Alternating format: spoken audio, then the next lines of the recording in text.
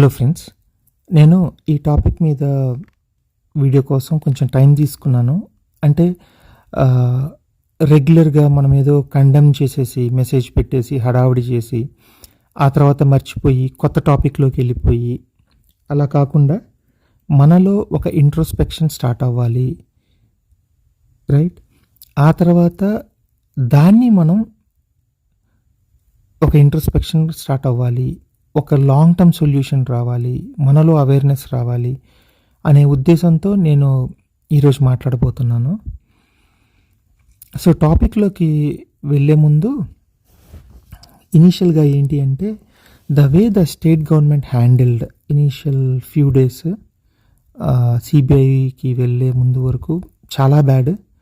ఆ తర్వాత కూడా ఇటు అపోజిషన్ వాళ్ళు, ఇటు పవర్లో ఉన్న వాళ్ళు దాని ఒక ఆపర్చునిటీ గేమ్గా లేకపోతే యూనో పై ఎత్తుగా వాడుకుంటున్నట్టు అనిపించింది. కానీ అంటే people from all walks of life ఉన్నారు కదా, ఎవరి ఆవేశంలో కూడా నాకు ధర్మం ఉంది అనిపించలేదు. అది ఎందుకో ఇప్పుడు చూద్దాం.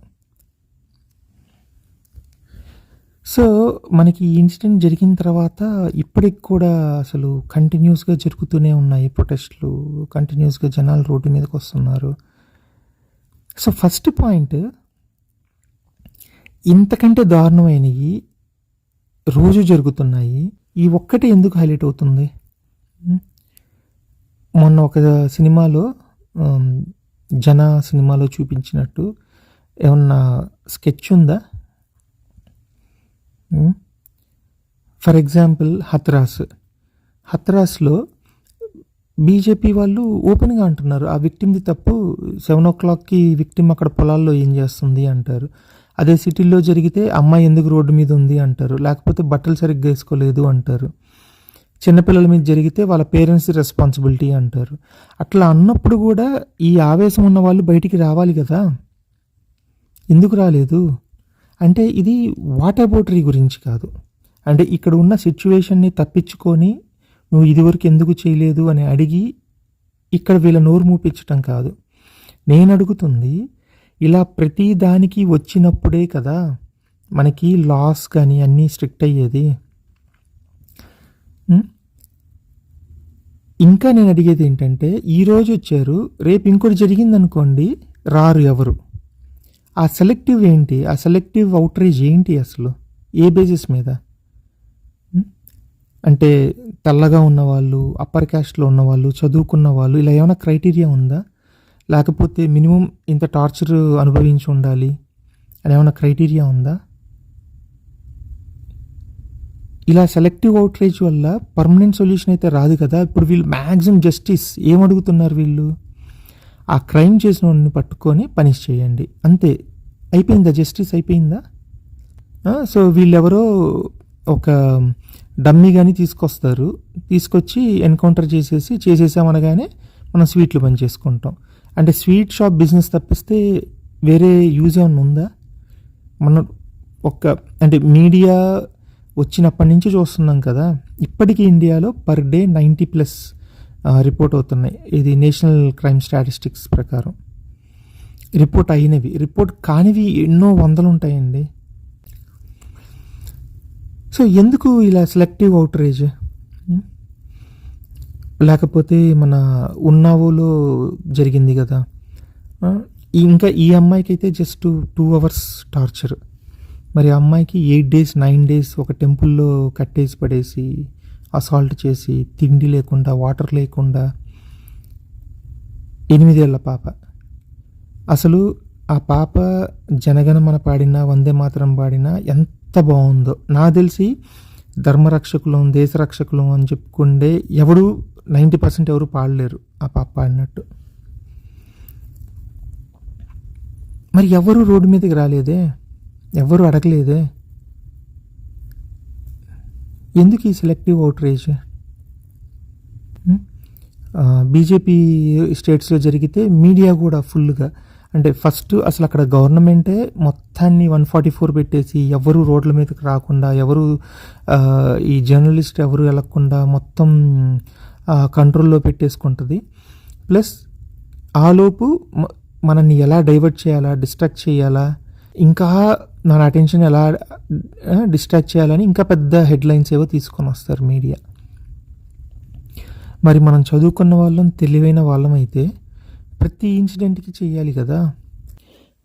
ప్రతి ఇన్సిడెంట్ని సీరియస్గా తీసుకున్నప్పుడే కదా మనలో సీరియస్నెస్ పెరిగేది, మన చుట్టుపక్కల వాళ్ళలో సీరియస్నెస్ పెరిగేది, జాగ్రత్తగా ఉండేది, మనం రూల్ చేసే వాళ్ళలో సీరియస్నెస్ పెరిగేది.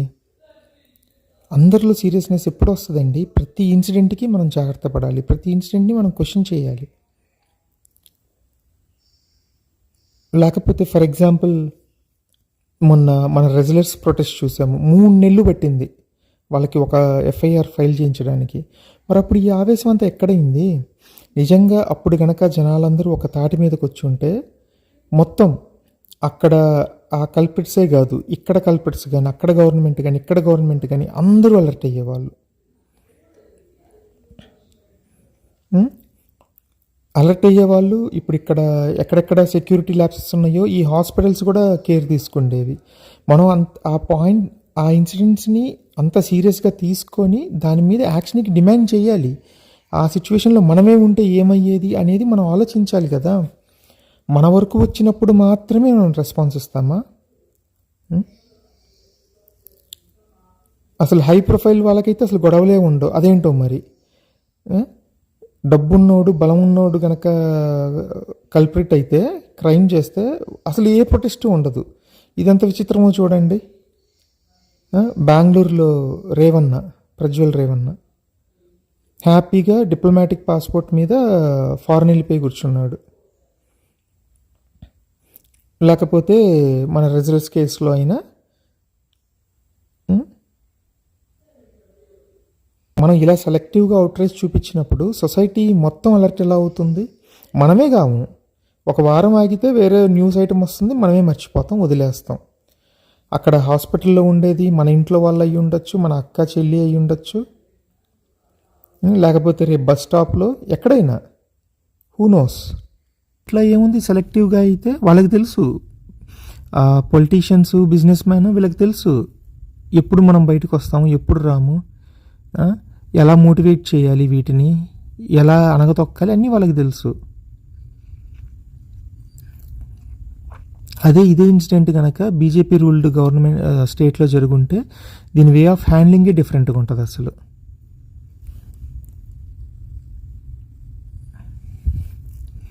అంతెందుకు, రాజస్థాన్లో ఏబీవీపీ స్టూడెంట్స్ అసాల్ట్ చేసినప్పుడు ఒక్కడు బయటికి రాలా. ఈ సెలెక్టివ్ ఏంటండి ఇది? సో దీనివల్ల లాంగ్ టర్మ్ సొల్యూషన్ ఎప్పటికీ రాదు. దీనివల్ల మీ ఫ్యూచర్ కానీ, మా ఫ్యూచర్ కానీ, మన ఇంట్లో వాళ్ళ ఫ్యూచర్ కానీ ఎవ్వరికి లాంగ్ టర్మ్ సొల్యూషన్ రాదు. ఫర్ ఎగ్జాంపుల్, అంటే నన్ను అడిగితే ఇది ఒక టైంపాస్ వ్యవహారమే అనుకుంటున్నాను. ఎందుకు అంటే, just for example, Nirbhaya case వచ్చిందండి, నిర్భయ చట్టం వచ్చింది. అసలు నిర్భయ చట్టం ఏంటి? ఇదివరకు ఉన్న చట్టాలకి నిర్భయ చట్టానికి ఏంటి డిఫరెన్స్? మనకి ఎక్స్ట్రా రైట్స్ ఏం వచ్చినాయి? మనకి ఎక్స్ట్రా ప్రొటెక్షన్ ఏం వచ్చింది? ఎవరికన్నా తెలుసా? నా తెలిసి ఇండియాలో 99%, 99.5% ఎవరికి తెలియవు. ఎవరో లాలో, లీగల్లో ఉన్న కొద్ది మందికి తప్పిస్తే. అసలు మనకి తెలియదు. మనం మన ఇంట్లో వాళ్ళకి ఎడ్యుకేట్ చేయలేము.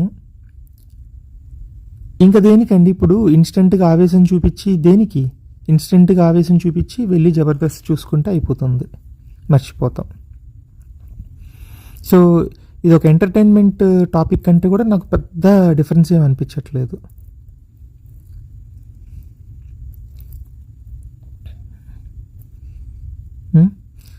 మ్యాక్సిమం కేసెస్ నేను చూసింది అయితే అప్పర్ క్యాస్ట్ విమెన్ మీద, అప్పర్ క్యాస్ట్ అమ్మాయిల మీద, చదువుకున్న అమ్మాయిల మీద, వీళ్ళ మీద జరిగినప్పుడు వాళ్ళ గ్రూప్స్ బయటకు వస్తారనమాట. అంటే ఫర్ ఎగ్జాంపుల్ హత్రస్లో మనం చూసాం కదా, అంటే ఒకళ్ళని అరెస్ట్ చేసినప్పుడు ఆ కులం వాళ్ళందరూ వచ్చి రోడ్ల మీదకి వచ్చారు, మా కులం వాడిని తప్పుగా అరెస్ట్ చేశారు. ఆ టైపులో ఇప్పుడు డాక్టర్ కులం బయటకు వచ్చింది అనుకోవాలా, రేపు లాయర్ కులం బయటకు వస్తుందా, లేకపోతే స్టూడెంట్ కులం బయటకు వస్తుందా? అంతేగాని నాకు వీళ్ళ ఆవేశంలో ఆలోచన అనేది నాకు కనిపించట్లేదండి.